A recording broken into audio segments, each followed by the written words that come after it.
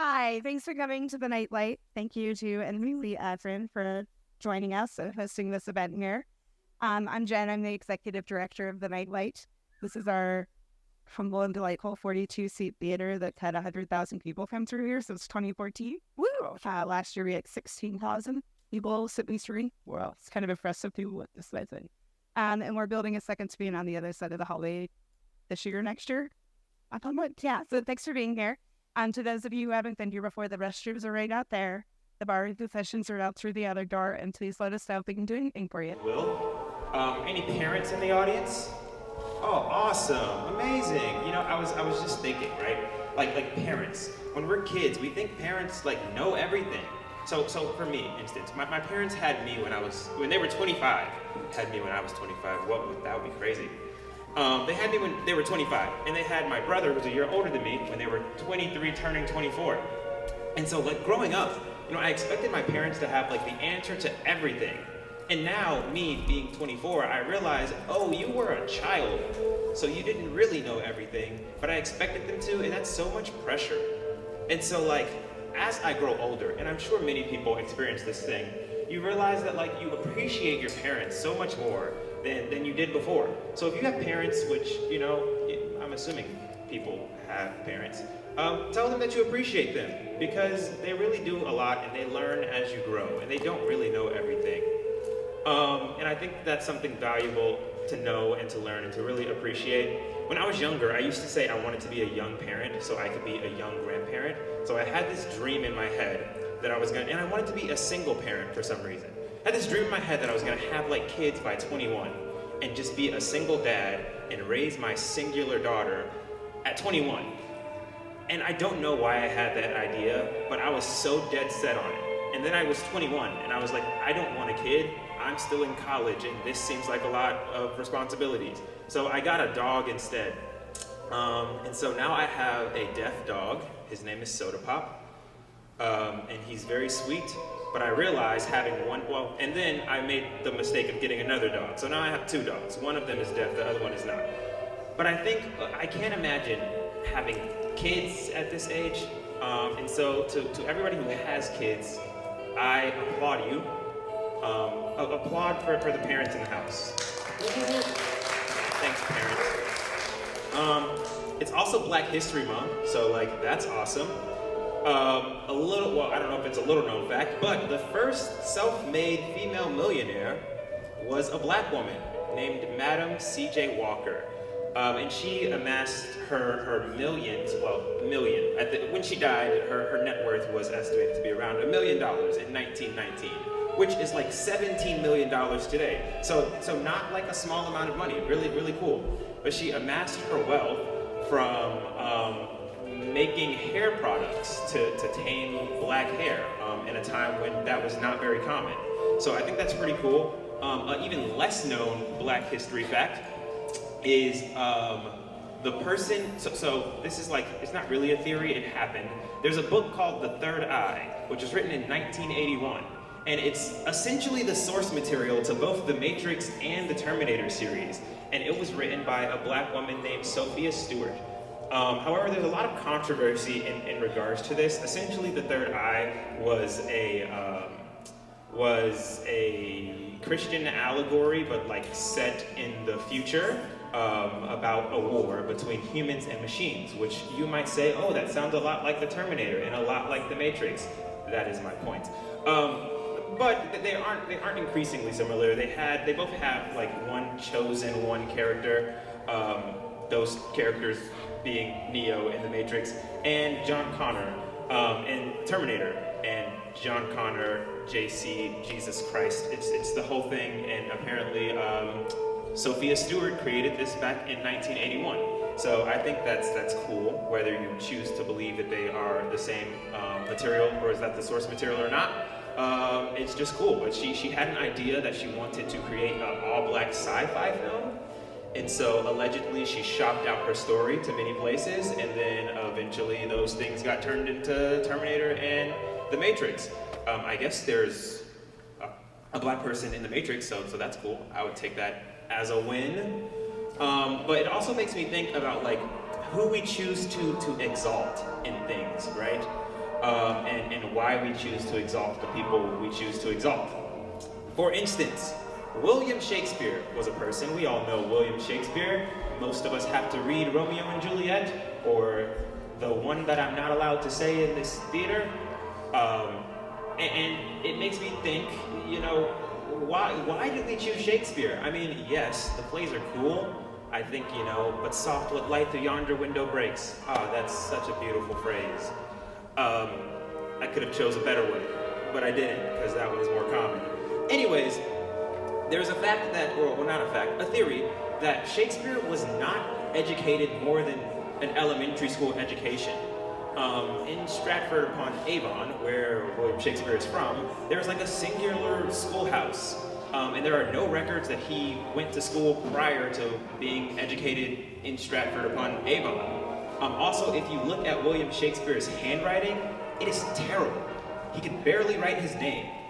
And so we're like supposed to believe that this person who could barely write his name wrote all this beautiful poetry and all these amazing plays that are so complex that people don't really understand them today? Who knows? And so there's plenty of theories that Shakespeare was like a moniker for several people or groups of people. None of these have been proven, but I think it's interesting that we choose to exalt Shakespeare. I mean, I think Shakespeare is great. I'm a fan. I truly am. But I also think it's fascinating that we have no idea if all these plays were written by one person or many people. Also, upon that, or elaborating on that, Shakespeare, it's rumored that he never left the country of you know, Britain.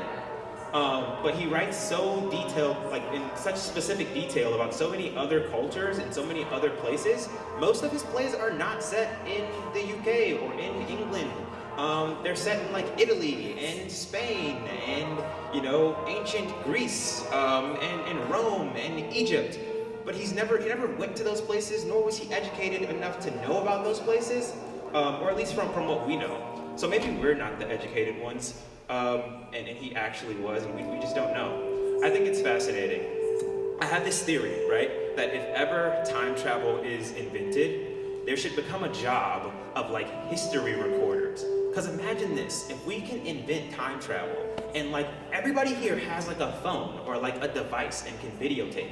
Imagine if we sent like 100,000 people to like document for a year in the past in individual places. We would have like a full collection of the entire history of the world like this. And that is so fascinating to me. I hope time travel is invented, and I hope if time travel is invented, they create this job. Remember, my name is Jalen Davidson, so if you hear somebody creates this job, I came up with the idea first. I want my credit. But yeah, imagine that. Like, you can just pull out your phone and be like, holy crap, I want to go to, I don't know, 1435 and see what was happening in 1435 right here. That would be so fascinating. So many things would just like, oh, it would be fascinating, but also like, a lot of shit would just get real fucked up because so many people like to say things that happened, and you know the whole phrase like history was created by the winner. I think if we had that, a lot of history would change and it would be quite scary. That makes me also think, since we're talking about phones, so if I asked you lovely people here to like pantomime taking a picture, what would you do? Oh, okay, yeah, I see a lot of this. I see a lot of this. Cool, that's what I would do too. However, my parents, my mom, my dad, and my stepdad all work in like middle schools or under. And I was just let in on the fact that if you ask kids in middle school and younger to pantomime taking a photo, can anybody guess what they would do? Yeah, they do this. This is taking a picture to a child. And that's mind-boggling to me. Because I feel like this is the only generation in which this is taking a picture. Like, for everybody for like the past 100 years, or however long pictures have been a thing, probably more than a little over more than 100 years. Anyways, it's this, or maybe like this type of thing. But like this, that's so crazy to me. And it just makes me think like we're living in a changing of the guard, so to speak, or like just a new future. I think to look when I was a kid, and you know, in my house there was like the singular computer, and you have to like ask your parent, hey, can I go get on the computer to look up the thing? And then you like sit there, and then it makes all the noise, and then finally you're on the internet. And then you search the things, and it takes like 20 minutes just to get one thing. But now we can all like just pull out phones and like have the whole world at our fingertips. It's so crazy, but I kind of miss I'll call it novelty, or just I don't know. I'm a very curious person, if you can't tell by all these random things that I'm spewing to you. When I was younger, I would ask my dad a lot of questions. He probably was very annoyed. And my dad would say, go to the encyclopedia. And so like he had a set of encyclopedias in his house, and I would go to, you know, the encyclopedias and have to look up the information, which, come to think of it, it doesn't seem very efficient now that, you know, we have like all the information at our hands, because, you know, what if I have an outdated encyclopedia? But I didn't question it. But the fact that like many people, there may be people in this room who have never seen a set of encyclopedias. Is there anybody who doesn't know what an encyclopedia is? Oh, wow, great, amazing. I fear somebody in this room probably doesn't, but they don't want to be embarrassed. That's okay. I won't embarrass you. But anyways, had to go to the encyclopedia and look things up in the encyclopedia. And so I have an 8-year-old little sister. And I know I like had to like tell her to go look something up in the encyclopedia. She would probably like cry or just be very mad at me. But that's what I had to do. And I kind of miss the tactile nature of it. It felt like a scavenger hunt, and that was real fun. I have this strong desire, or this fact that like if I could choose to be born in any particular year, I have a very specific year. Does anyone want to guess what that year is? There's so many years, you can say any number. It's 1976. Thanks for playing the game with me. Oh, y'all are so fun. Anyways, it's 1976. Does anyone want to know why my year that I wish I was born is 1976? Okay, I'm going to tell you anyway. The reason is because, in my mind, 1976, I get to like, you know, experience the end of the 70s a little bit because, you know, my like core memories will probably start to form around the end of that decade. I'll probably have some memory from when I'm like 3, right? And then I get to experience the 80s, which I feel like is the best decade for pop music. The 80s just seemed super fun. Hair was real cool, people wore leg warmers, there was a bunch of colors and stuff. And then like you have like the introduction of like the mall era, right? Like you see all these old videos and things, like okay, like Stranger Things, you know, set in the 80s and stuff. And like people go into the mall and like not having phones still, like the idea of like if I want to hang out with my friend, I have to like call them up and be like, hey, I want to come hang out at this time. And then just like the rest of it is in the ether. If I don't show up, they have no way of contacting me, especially if I'm not at home, for them to call like somebody. That's so fascinating to me. And so that would be like my pre-teendom. That just sounds amazing. And then my teendom and early adulthood would be in the 90s, which just feels like the perfect mix of like enough technology and like not technology to still be social and interact, you know? Like, I feel like for most people, the fact that I'm like just having this conversation with you is probably hard for people my age because all conversation is here. But like the 90s seems like a good time to where, you know, I could really facilitate and grow my social skills, but still have technology to where I have access to things, you know? And so like the problem that I mentioned about the 80s of like, if I go somewhere out of my house, I have no way of contacting people except for like a payphone or like, I don't know, one of those like really big cell phones. I can have like a pager and be like, yo bro, I'm here. And that sounds really fun. And then I get to experience like Y2K and like the fear of like what's gonna happen with all the zeros. Oh man, the computers are gonna blow up. That sounds fun. Was it fun, people who were, you know, not 2 years old like I was in Y2K? Was that like exciting? No, I'm seeing a no. It was not very exciting.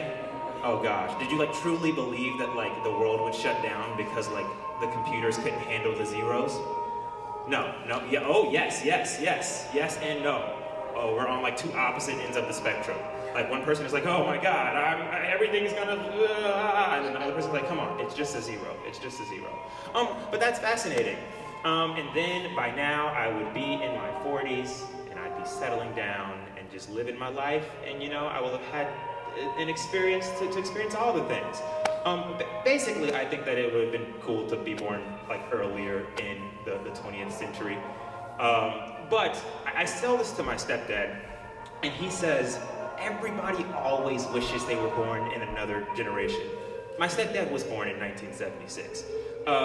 And so he's like, what are you talking about, dude? Like, you have it so, like, easy. And I'm like, yeah, but, like, you had it so cool. And he's like, no, I didn't have it cool. You don't realize it's cool when you're in it. You only realize it's cool after you're in it. To which I say, maybe somebody in the future, in 20, 40 something might be like, oh, I wish I was born in 1998. To which I'll tell them, I don't know why you wish you were born in 1998. But it's always cool to think about the past, which makes me wonder what the people in the future will think about us in the past, right? Like, we have like so much literature of past people. So okay, we have like Mozart. And if I like say Mozart to you, most of you are probably gonna think, wow, classical music, a genius. He was so like smart and all these things. Mozart has a song that basically says, lick my ass nice and clean. No one wants to talk about that, but it's true.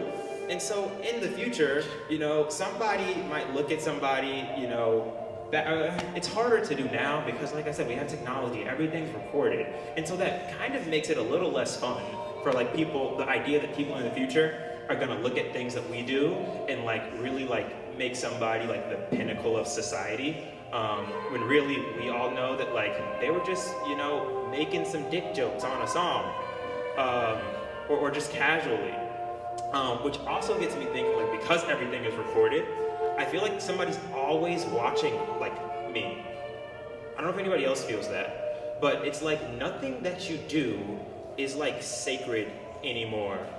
And I don't know if many people of, like, my generation and younger generations realize that. Like, the introduction of social media really changed the world. Like, people's whole lives have been ruined because of social media, and that's so frightening. But we're not here to talk about social media. We're here to watch a play, I think. You're also not here to hear me talk, so I'm gonna shut up and let you guys watch the play. But while you're watching the play, please watch the play. Don't be on your phones. That's so disrespectful. I don't know if you know it, but the people here can see you just as they can see you just as you can see them. So yeah, please like turn off your phones, no flash photography, no video. There will be nice pictures of your people in the play.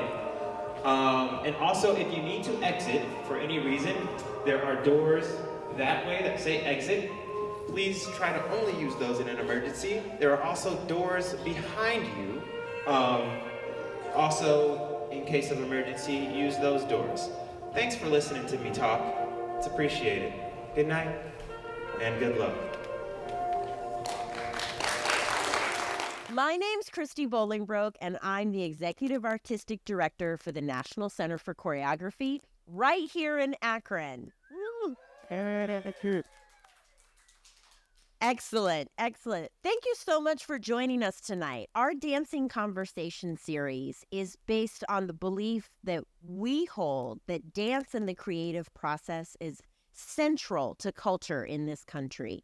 And National Center for Choreography exists to support research and development in the future of the art form. And so we like to bring dance out into the world, outside of the studio, and pair it with alternate forms of study in alternative spaces and places where maybe you didn't expect to see dance. So we're very excited to welcome Raja Feather Kelly and the Feather Theory to Akron this week. Some of them are in the house. Oh, that was an extended applause. Yes. And part of the conversation this week is to reflect on Raja's work and to get to share a little bit of Bunny Bunny with you this evening. So we've broken it up. We've taken the power of technology. We've selected a couple of excerpts from this piece that premiered in San Diego last February.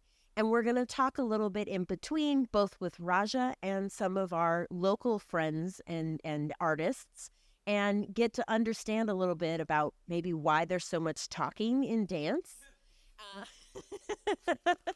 And how do we know the things that we seem to know and come up with these ideas as well. So with that, Steve, I'm going to ask you to go ahead and roll the next one. I feel like I've been waiting for this moment. Oh, yeah? Yeah, well, how often does this happen? Well, I'm always here. You can always talk to me. Is that right? Of course. I don't think so. I am always here. Yes, but not like this. Not you holding me in your arms, like, with me. I am. If you say so. So what? Why? I'm not really sure. I'm not sure what part of the dream this is, what level, so I just want to sit in it for a minute. I'm so used to running. It started with this movie, Selena. Only Natalie Portman was playing the titular character, Selena. I am Natalie Portman, and it's the point in the movie when the crowd is going wild. No one can quiet them, but Selena thinks I can calm them all down. No one else thinks so or wants that kind of risk. They don't think Selena should go on that stage, but Selena's like, I can. So she walks on the stage, looks out, waves to everyone, and does this. Shh. Then there's a montage of the sun and a rose blooming in stop motion. The song, I think, is about a plastic rose, and it symbolizes that love should last forever like plastic. Maybe? I don't know. But I become the rose, like the real rose from the montage, not the fake plastic one from the song. But in the dream, I'm not the rose from the montage, I'm the rose from the Beauty and the Beast. And then my dream fast forwards to the moment where there's just that one petal left, and I am that petal. And it's right before it falls. And it falls and I am falling. But because I am a petal, the fall, which really looks like 5 inches on screen, is actually really super long when you're a petal. So I am falling and I'm inside this glass. That's where I was floating. And I can see that the ground is like really far away. And then Galinda, the good witch from the Wizard of Oz, shows up and is like, you don't need to be helped any longer. And I'm like, what? What? And Galinda's like, you can always go back to Kansas. And I'm like, where do I start? And then Julie Andrews shows up and Whisper sings in my ear. Let's start at the very beginning. A very good place to start. But suddenly, I don't remember how I got here. Here on Earth, like, I don't remember when I became me or when I asked to be here. And then suddenly, I am Natalie Portman again. And I'm sitting in front of the mirror and I say to myself, hello, stranger. And then I turn around because I heard a noise. I thought it was going to be scary. But it was Aladdin behind me. And so now I am in the movie Aladdin. And I am Princess Jasmine. And Aladdin says, do you trust me? And I know what I'm supposed to say here because I have seen this movie like 1,000 times. So I say, in a coy voice, slowly, hesitantly, yes? And then I offer my hand, and Aladdin takes it and says, then jump. And so now I am falling again. I can show you the world starts to play, and that really shouldn't happen for another 37 minutes, but I remind myself that I am in a dream. And so I do a slow blink, like a super slow blink, because that's what I would do if I were Princess Jasmine. And right now I am, so I do it.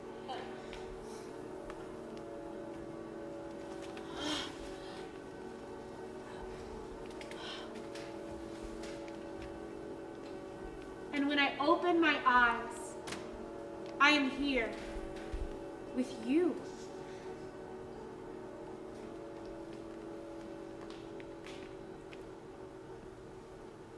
I have to pee.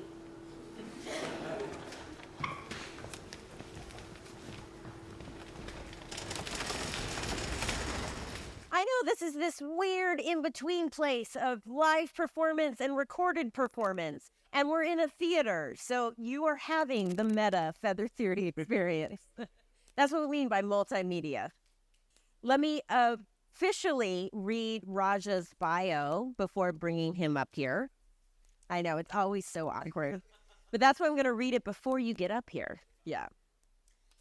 Raja Feather Kelly is a choreographer and director, and the artistic director of the dance theater media company, The Feather Theory, for which he has created 18 premieres, most recently Ugly Part 3 Blue at the Chelsea Factory.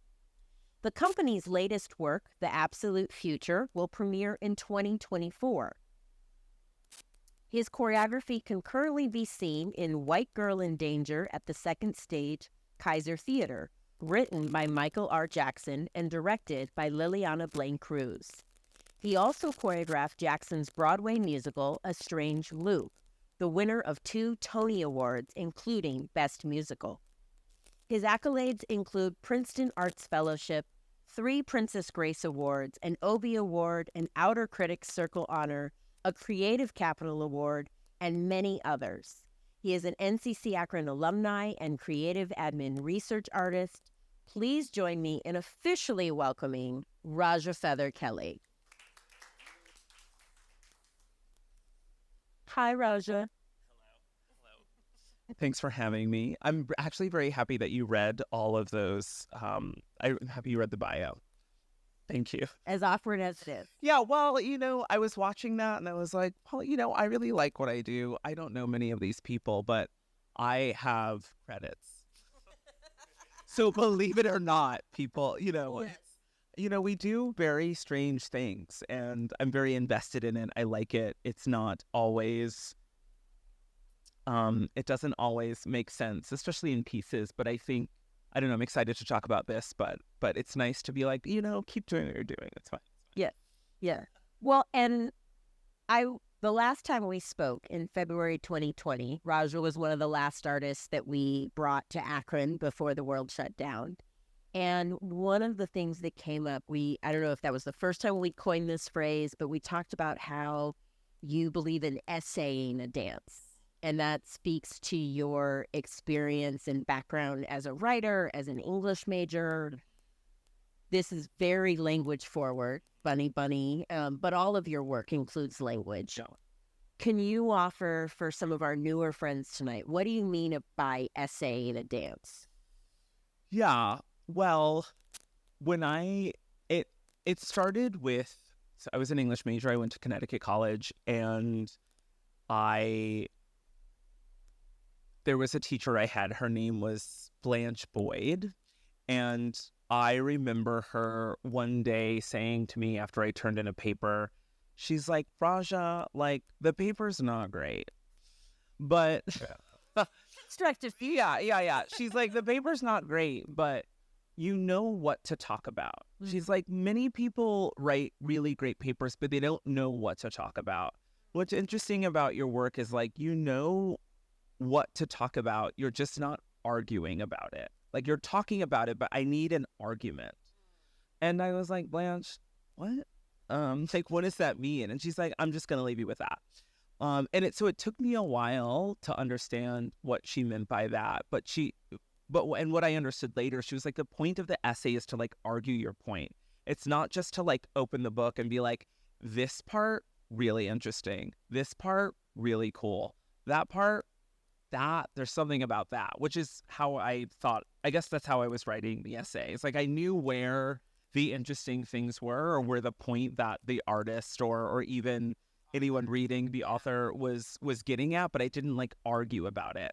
And so once I learned how to argue, oh, this is where, because this, then I started getting better grades. And then I started understanding my own interest in how I watched television or how I participated in conversation or even how I made work, which is to identify the argument. And often I think for myself and in my process, I believe that when I'm looking at a piece of art, I'm like, where's the argument? Which is, I think, I don't know how many of you are artists, but often as an artist, you're asked like, why this? Why now? It's a very annoying thing to be asked. And I have to sort of translate that to myself. That's like, well, what they're asking me is, what's the argument? Like, why am I arguing for this particular thing to be seen or for you to pay attention to it? And that becomes exciting to me to make work. This would be like, it's to write an essay, right? Like, here's my thesis. Here are my supporting arguments. Here's my quotes, and here's my point. Yeah. Even the fact that you're using the term and verb argue, even argument, when it often feels right now because of the internet or social media, we don't have a lot of discourse. It's all like, no, I'm speaking to hear myself speak, and I'm right and you're wrong. There's no back and forth.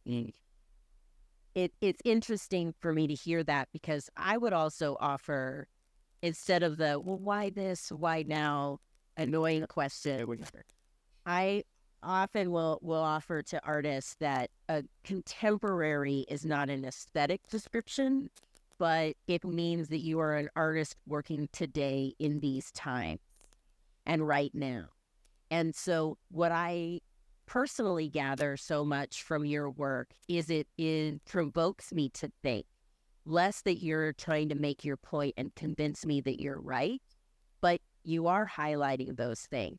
And I was, even responding with our opening preface, this idea of like, why do we remember the things that we remember? Or how do we know the things that we know? And there was something too that the entire play Bunny Bunny is 2 hours long.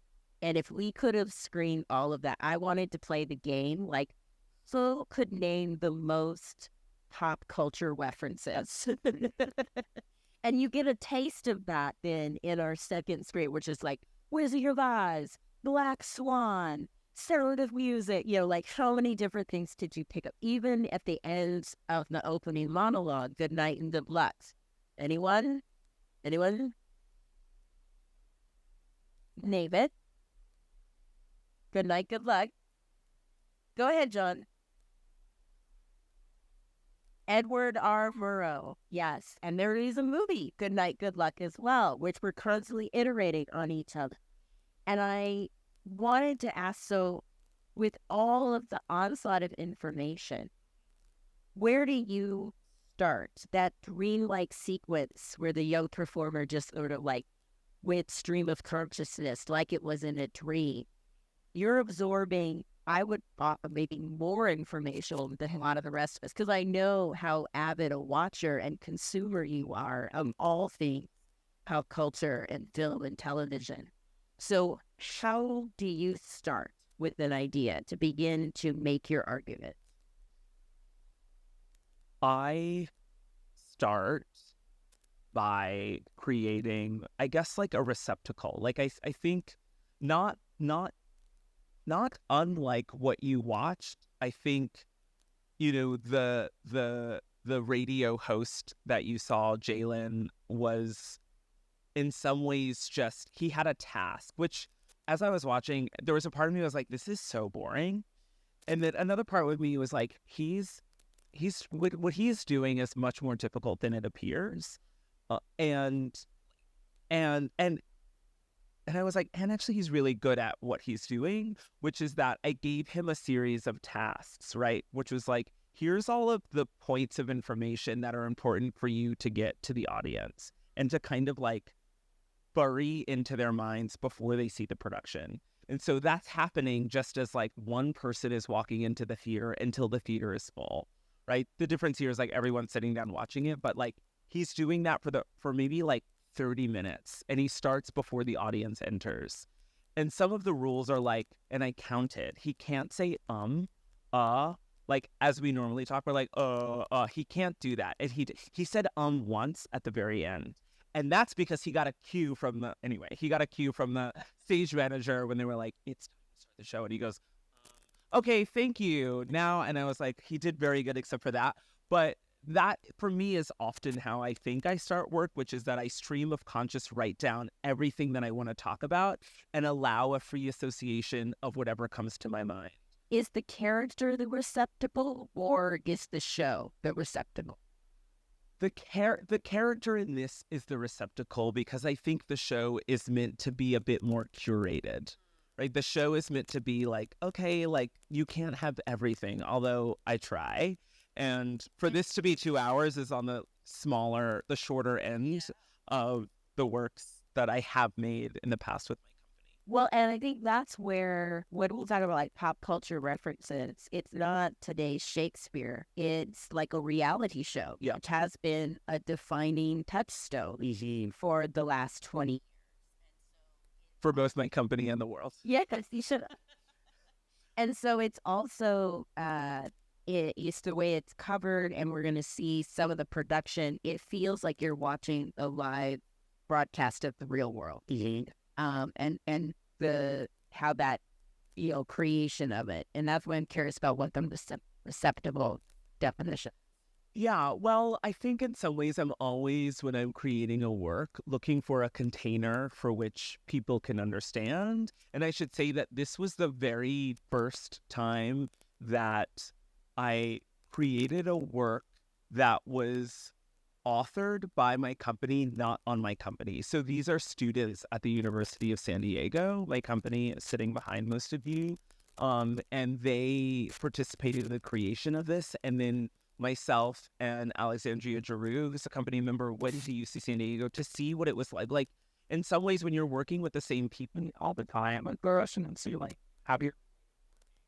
and then I was curious, and then given this opportunity to transfer my process as both a class and a performance.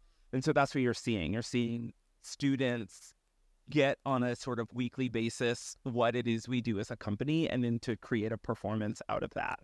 Fast forward, receptacles, finding receptacles or containers for the information that we're intending to give our audiences. The real world for me was like an anchor of understanding the world, particularly because it is reality TV. It feels to me like an anthropological study, right? Like 7 strangers pick to live in a house. Like, let's find out what happens when people stop being nice and start getting real. They just have had to. But also I think that as a people, we were just very curious for that, right? Like, what happens when you put together any group of people, 5 people, 6 people, 7 people, and they get to bring their experience as beings to that room, and they're sort of unleashed. Like, something is going to happen. Especially in the early season. Right, they knew yes, exactly. Yeah.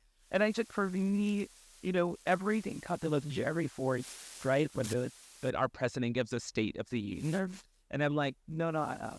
Yet, like, get people from like different parts of the world and put them in a room for like a month. That would be the State of the Union. And I often think about that in every work that I make.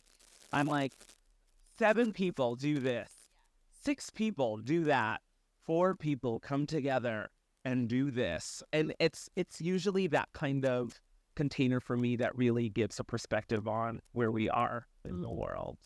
And that I learned from watching every season of The Real World or any sort of reality television show that is existing at the moment. So why Bunny? This not a trick question, but I read early grams for this work, and I'm curious if it still holds up, and then if they explain why we're wearing bunny ears, because it's cute. How could we? The show started with the title The McCarthy Era, and that's what it was about. I was both a mentee to Anne Bogart and had read her book, An Director Prepares. And in her book, in the preface, she writes that artists, let's say past 1991, that's like a random date, but it's pretty close.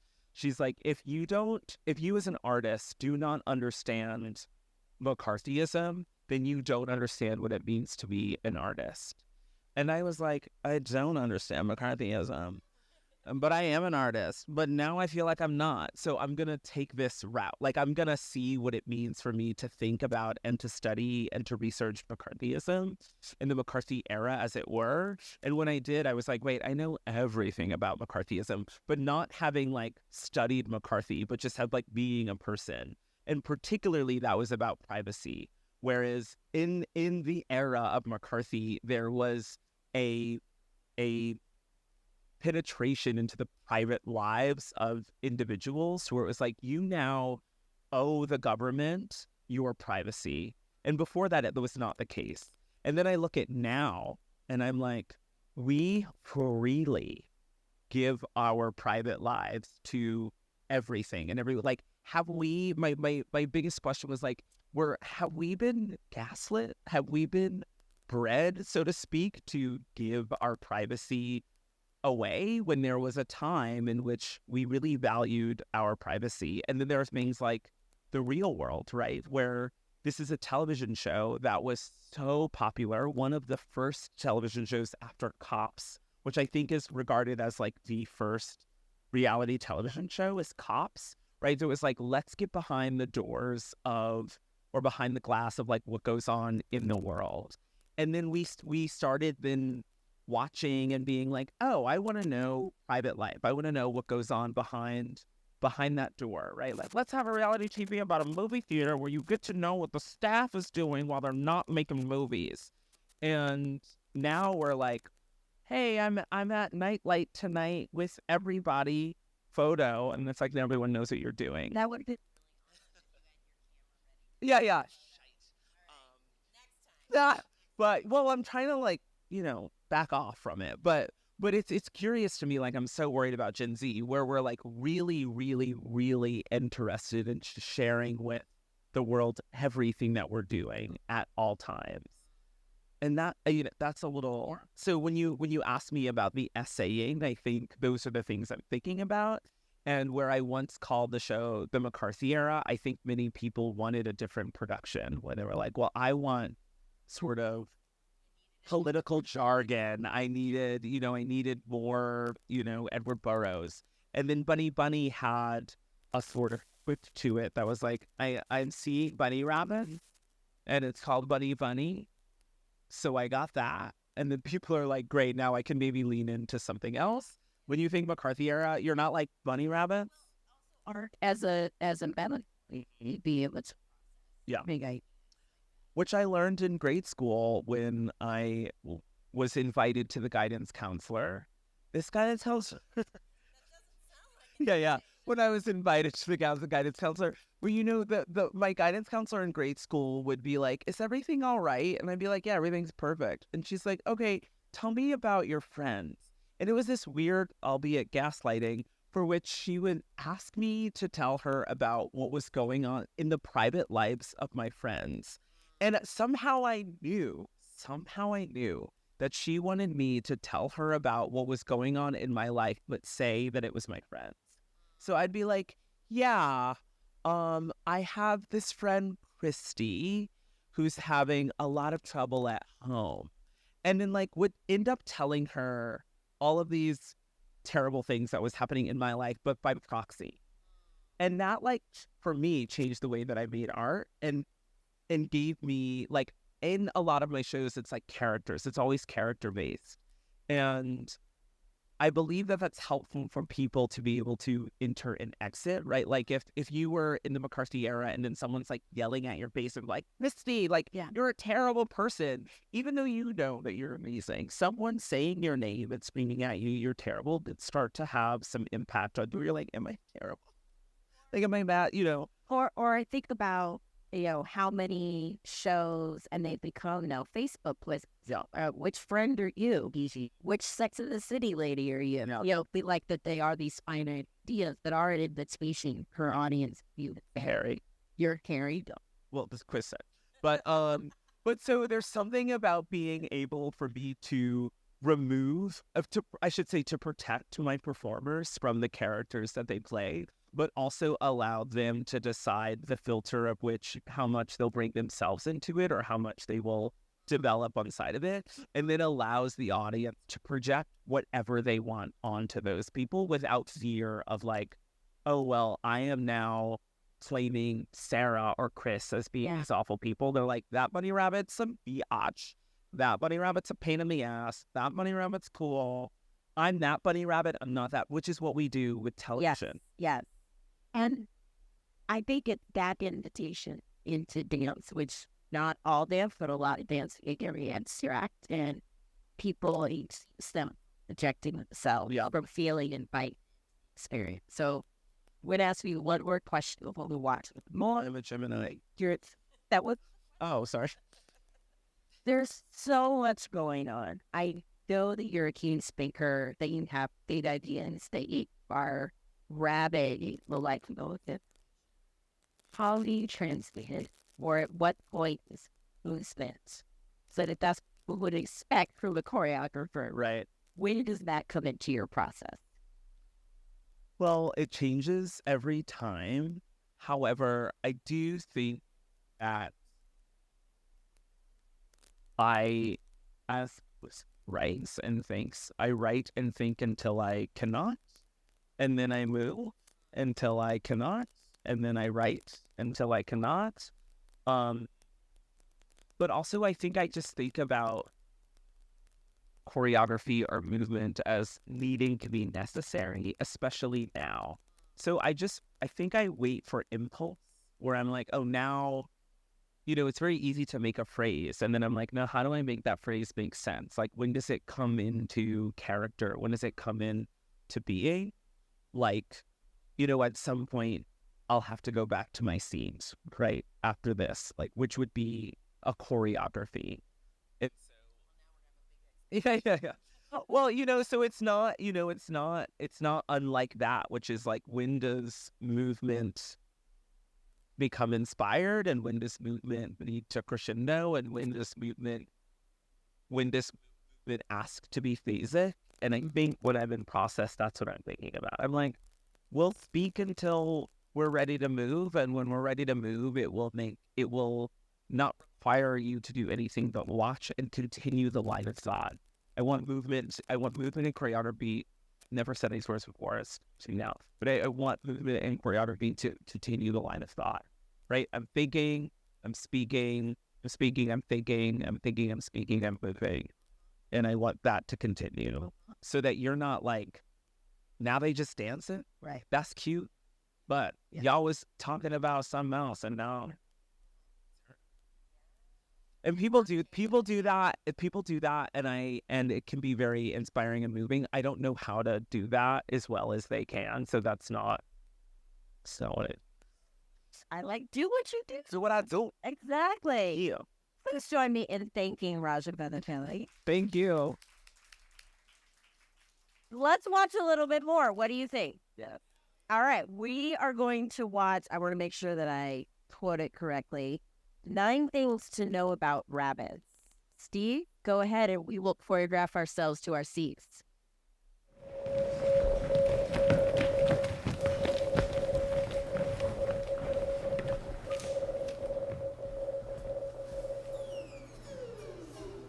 Okay, rabbits remain one of the nation's favorite pets. And no wonder, we're amazing animals, but us cute smallies remain most misunderstood. Here are 9 things you should know about rabbits. Number 1, rabbits communicate using a secret code. We clench our facial muscles and change our body positions when we're feeling worried. Number 2, we can turn our ears 180 degrees, and this impressive rotation can pinpoint the exact location of a sound. Number 3, rabbits have almost 360-degree vision but are born with their eyes shut. Is that a metaphor? Number 4, baby rabbits are called kittens. Number 5, okay, we'd like to take this moment to address Bugs Bunny. Who has a lot to answer for? FYI, root vegetables Carrots aren't a natural part of a rabbit's diet. And most of all, carrots are high in sugar and should only be fed occasionally and in small amounts. Fuck you, Bugs. Number 6, bunnies binky when they're happy. You'll know a rabbit is binky by the happy hop in the air, twisting up the body and kicking up the feet. This looks unmistakably like pure joy.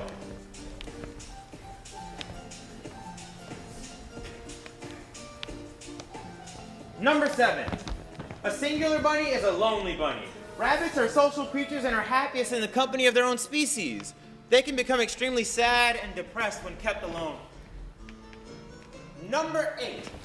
Hypnotizing a rabbit is actually really traumatic for us. The act of placing us on our backs and stroking our back legs was long thought to make us happy and relaxed. This was also recommended to help develop the bond between pet and owner.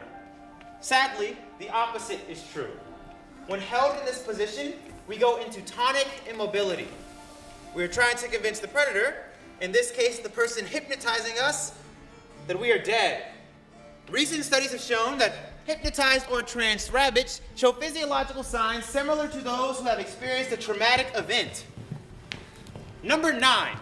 Homes for rabbits are called fairies. We gather this came to be in the 17th century when hares were transported all around the world for food. Legend has it that rabbits would chew through the hulls of the ships carrying them, leading to their deaths and the deaths of many sailors. And that concludes our 9 things you should know about rabbits. That's right. I'm just here, like the bouncing ball. All right. Okay, to talk a little bit more about what he noticed and saw, Dominic Moore-Dunson is going to join us, and I will not embarrass him by reading it in front. Oh, you want to read? I'll read it in front of you. Okay.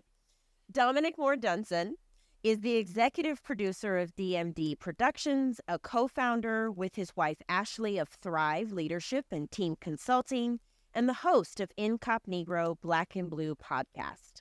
He is a co-founder of the Akron Black Artists Guild and a graduate of the National Arts Strategies Executive Program for Arts and Cultures at the University of Pennsylvania. He was one of Dance Magazine's top 25 to watch in 2023. That's right. National.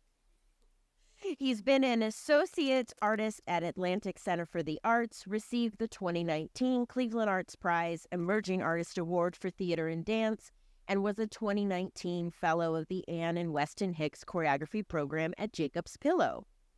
He is also an NCCAkron alumni and creative admin research artist. Please give me a proper welcome of applause for Dominic Moore-Dunson. Jamie, how are we doing on sound? Should I share the microphone with Dom, or do you have his microphone? Dominic Moore-Dunson. Okay. All right. Yeah. We'll go ahead and share it. Yeah. So, Dom, you make dances. Sometimes it also includes text and speaking. What did you notice when watching Bunny Bunny? Full disclosure, did share the entire screening of 2 hours with our speakers this evening. So they did get to see the whole thing in advance. So they did the work for you. Okay. Yeah. I was thinking a lot about, even just watching it a little bit this time, what is dance, what is sound, right? What is music? So I was thinking about, and looking at the perspective of someone who primarily makes movements first, I thought it interesting to think about the text as music and score, right? So I'm still watching, as I'm watching them talk, I'm still watching the body as the primary storyteller, and then everything they're saying as the music in which their body's responding to, right? So I found that really interesting as I was watching that. Again, I've seen the whole 2 hours, so there's like a lot that I noticed throughout. Any favorite moments that we're not going to share tonight that you want to describe? Yeah, kind of like 2/3 in or towards the end, there's kind of this dramatic moment happening between these two characters, and it's when the rest of the buddies are kind of on the outside and like start dancing and doing this movement again. And I was watching it, and there was something about it that was like the drama that's happening inside of the space, and then these people are just dancing. It just reminded me of like the drama of our world of just being on TikTok instead of like noticing what's going on in the world and just swiping and seeing people like dancing and like all this stuff. But like, you also know like the stresses of life, especially during like 2020, right? Like you knew how much drama was happening. People were dying. We were just swiping on TikTok, watching people dance, right? So it was like the distraction of that amongst everything that was happening, and like just seeing in that moment me back to 2020 and be like, oh yeah, I remember that feeling. Like trying to escape into a world that was kind of connecting me to other people, but also trying to disconnect me from people in this like weird like place living in between those two spaces. So you were able to project yourself with what was on stage. As someone who does make up movement first often, but you also have made work that cites pop culture as well. I mean, I would think about the Black Card Project, which we had talked about, was like as if it was a late 80s, early 90s cartoon, thinking about Fat Albert and that was the production zeitgeist that you were working with. How do you absorb the world that we're living in and pick and choose how to filter that into your work? Yeah, I think kind of like Raja, I just spent a lot of time watching things and watching TV and movies. It's just a lot of what I spend my time doing. And the idea of like taking that through my eyes. And so when I go to make things, right, like I spend a lot more time than I usually do is taking in information. I'm actually taking in a lot of new information. So I don't always try to rely on just things that I'm aware of or I kind of know. Like when I was making the Black Heart Project, which is about this young Black boy whose mom thinks she doesn't understand enough about being Black, so she sends him to this school to learn how to be Black. And in the school day, he has to learn all these things. And so, like, of course, I grew up during the 90s, so I, like, thought about some of the 90s sitcoms and things like that. And I was like, well, let me go investigate the ones that I didn't watch, right? Let me go listen to the music I didn't really listen to because I was so young at the time. So I was not just like relying on the things that I knew, but looking at it from a fresh perspective as at that point, a 28-year-old, right? And like thinking about what was happening during that time, the lens of me being 28, as opposed to just me experiencing it as a, 5, 6, 7, 8, 9, 10-year-old, right? So then when I actually started making movement, I just kind of rely on everything that went through my eyes to just come out of my body in the studio. So just straight improvisation for hours and hours and hours, record it all, watch it back, and then just see like what feels for real, right? What feels authentic to me and representative of what I'm trying to say. And I think that speaks also to your interpretation of the text as a soundtrack, because music also plays a soundtrack that can trigger some of that movement or some of those moments. You're reminding me as well, I definitely projected myself on that opening monologue. I wasn't born in 1976, but I was born in 77. So it was a pretty close decade by decade, blow by blow as far as those cultural references. And I love this idea, too, of not just relying on what you know, your own lived experience, but then looking for what didn't I pick up because I was too young or a different age. And I do think that that's one of the advantages of the internet is that I can go back and watch Family Ties from the beginning, right? And I understand it now more when Michael J. Fox's character is like, well, what's up with the Equal Rights Amendment? I was like, oh my gosh, right? But I'm an adult now. I didn't get that as a 7-year-old. The other thing, too, is like when you watch it back as someone who's older, you might identify with someone different. Like I remember I saw a meme once that was like, man, watching The Little Mermaid, like I used to super be on Ariel's team. But now that I'm older, like her dad was like a real one, right? Like, you know what I'm saying? Like, but suddenly because of your age, we are like, you identify with someone different in that show in a way that hadn't before. There's like the famous Fresh Prince episode where he's talking about his dad and like that really emotional episode where I used to think about it from the perspective of Will Smith being someone who didn't grow up without a father. Now as a father, I think about it from that perspective. So like to go back and to reference these things that you used to know or that you know because you've seen a million times, like as life changes, your perspective on that's going to change, which will ultimately affect work. I love this idea, artists helping us interrogate everything we think we know and inviting us to check it back out again. I'm going to go ahead and tee up the next clip. Thank you. Please give Dominic a big round of applause.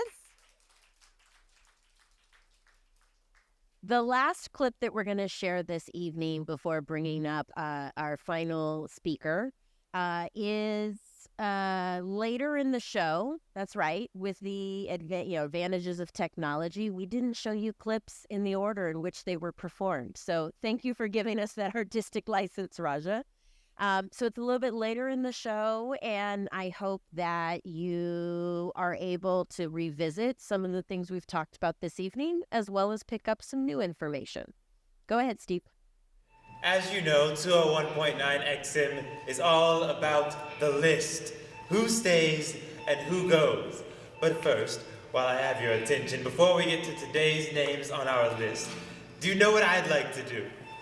I'd like to offer you a quote that I found on my way to the station this morning.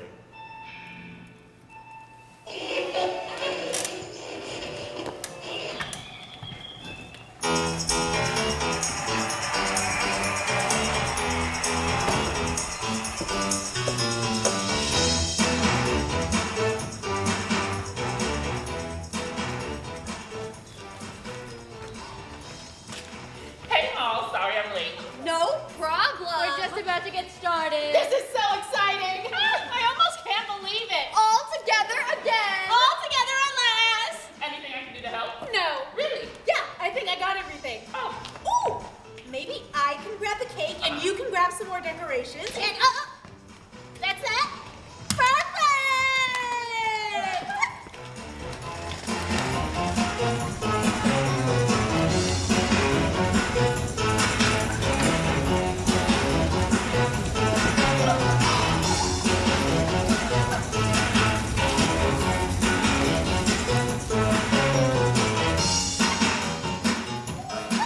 Hey guys, guess who showed up?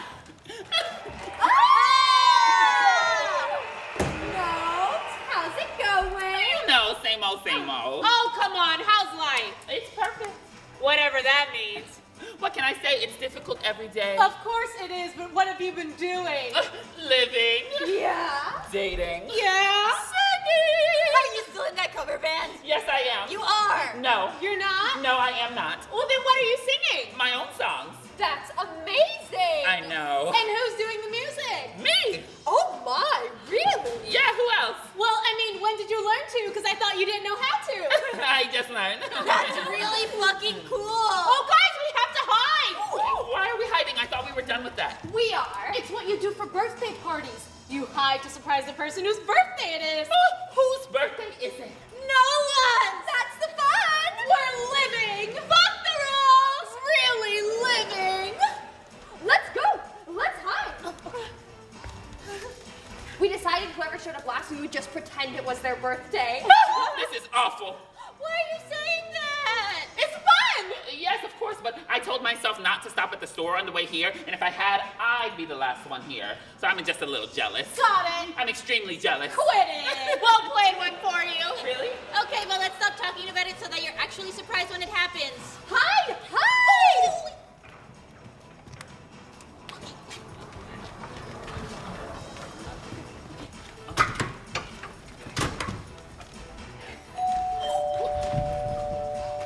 Wait, why would Joe be using the doorbell?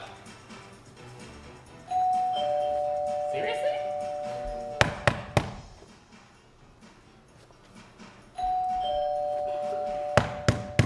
Hello?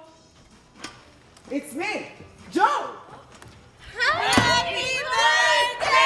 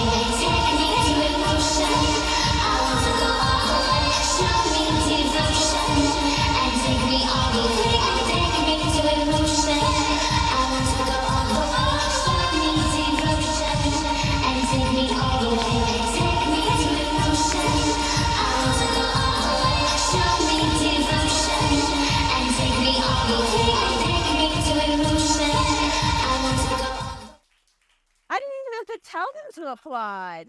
Excellent. All right. Well, they're so rehearsed now. I love that. Excellent. All right. Joining me for our last little discussion bite will be Arnold Tunstall. Arnie worked for the Akron Art Museum in various curatorial positions since 1985 and served as the collections manager and registrar from 1994 to 2016, prior to becoming his current role as director of university galleries at the University of Akron. Select museum projects included curating exhibitions Proof and Danny Lyons' Bike Riders, managing a national tour of the work by sculptor El Anatsui, and managing a multi-year project to digitize the museum collection and to make it available online. Arnie is also on the board of directors of Spaces Gallery in Cleveland and the Akron Soul Train. He received his BFA from the University of Akron, majoring in graphic design and photography, and he received his MFA in photography from The Ohio University. Arnie has also taught as an adjunct professor at the University of Akron in the Myers School of Art, preceding his current work with the Arts Administration Graduate Program. Please give a round of applause to Arnie Tunstall.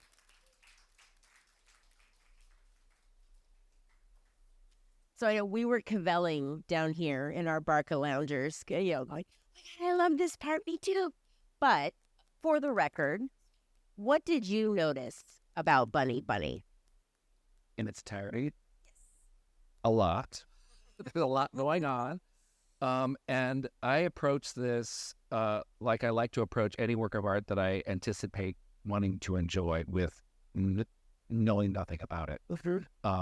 And I didn't know what the list was. I did not know the McCarthyism, which I just found out tonight. I slowly, as all these things started unfolding, which there's a lot to unpack with this piece, started seeing like, oh, this must have been during COVID. This has to be a response to Barney shut in or afraid all the time. I wrote something down that one of the characters says that gives you clues to the other thing, that how I read it was, we are alive because we are afraid. And I kept watching the piece as a queer person and saying, I'm alive because I'm older than a lot of you, because I was afraid in the AIDS era. I was a sheltered, shut-in person because of that, and some of us are alive because we stayed in our apartments and didn't go out and get sick and then die, especially if you're a New Yorker. And so I kept seeing these like layers of like, you can, a good work of art to me is something you could approach from a lot of different angles. And that's what I really noticed about this piece is like, oh, I'm not this 20-year-old in San Diego who's saying these words, but I can see 70s sitcoms. I see David Lynch. I see, 1930s film noir. I also see Roy Lichtenstein. I see so many, visual clues that maybe is not there, but I'm bringing it. Yeah. And for me, it was like, this is All in the Family. This is the Jeffersons. Why are these 20-year-old kids, on a 1970s TV set? And I kept asking myself a whole lot of whys. And the characters kept talking about how afraid they were, where they were always running, but they were also, hiding. And I'm like, oh, that's all feeling like, because the last almost 4 years since you were here in Akron last. We had a lot of that going on. So that's what I saw. I love that. No, I love it. It is a lot. And I also love having these dancing conversations. And one of the things that I prepped both Arnie and Dom is I was like, you already know everything you need to know. They didn't have to like beef up. We're not going to ask them to write a thesis or to make an argument. And this is who you are. Yes. I'm ready. I made notes. Oh, yes. This is who you are as audience members. So when you go to a show, I highly encourage you, and I've done this with some of you too, like, what did you notice? What did you think? And past the like, it was good or it was bad, but to really say like, I saw this, because there's so much from your lived experience that you projected something different that is going to finesse it. And I agree with you. I think great art does that in the many different ways to plug in. Can I also ask you to talk a little bit? Some folks have described Raja's work as surrealist dance theater. Surrealism means something else in the visual art world. And I'm really curious how because especially the Feather Theory is a multimedia dance theater and media company, how you might describe it from a visual art perspective according to trends and other eras. Well, when I saw that question from you, I kind of pushed back a bit because, especially being surrounded by too many art historians with my work life, surrealism is a time period, and a certain kind of thing. And of course we use, that was surreal, sort of in our everyday kind of work. And this is very dreamlike, which is very much surreal. But for me, it's more collage. And very obviously pop art is something that I know that Raja studies, because like I said, this is like, a Liechtenstein projection, and the movement and the theater-ness of it for me felt very much more like a postmodern collage. Because we were hearing layered instrumentation, we were hearing layered language, and in one sequence when one of the characters, Joe, is drunk and sort of coming back from a bar, in a matter of a few minutes, he is speaking lyrics from contemporary pop culture and the Wayback Machine, and talking about being, referencing the racial reckoning of 2020 and being strangled and I can't breathe and I can't get up, all in this sort of stream of consciousness, crazy collage. And for me, I was like, that can be perceived as surreal, but it's really a hip-hop mashup collage, a really excellent, I think, example of our ability now as people who consume too much to actually reference so many different eras. It's a lot to take in, and sometimes it's too much to process, but it's also fascinating to me that I can come at that as somebody who's older, watch these 20-year-olds in San Diego say things that they shouldn't know, and relate to it. That to me was really fascinating. To me, that made it way more than surreal, which I think is a little bit in the air also what work is and where I love that you push back. Absolutely. Yes, the movement to continue the thought. I'm realizing, Raja, because especially when I first got to know you and your work, you were deep still in, and we'll call it your Andy Warhol era. And we didn't talk about that at all, but I'm going to ask Arnie a little bit, because I know that you know a little bit about Warhol. And I am curious how you might reflect back. And I'm thinking about our title, Is All the World a Stage? And I'm thinking about Warhol's relationships and statements around fame. And long before social media, we're, capturing and recording and the Polaroids and taking pictures. How do I put this into a question? What do you think Warhol would have said? Not that you're the expert, but I want to give you that space to try it out. Well, as somebody who also is a fan of Warhol, and I've studied him, I think he would, be obsessed with this piece because it is so repetitive and layered. It's so colorful and projected onto, this could be Jackie O painted over 40 times, and seeing things in repetition, seeing things with different colored gels, portrayed onto them and their little ears repeating together. I also think that Warhol is perceived as easy or silly or like, oh, it's just a soup can. But I think he's a really, brilliant layered artist and draws really beautifully. And you can't do the simple stuff or funny stuff or easy stuff unless you have to be worth watching or listening to or looking at the layers. Truly worth looking at. And the reason we're still talking about somebody who's making something, say, in 1964 is because it is still layered, it is still provocative, it still points to who we were in the 20th century, are now. I think, God, if Andy Warhol were alive, his Instagram feed would be fucking amazing because look what he did with just Polaroids, constantly, documenting his life. He did it way before we did. He was Instagramming his life, but with Polaroids or a camera or a film camera and with his company, his players.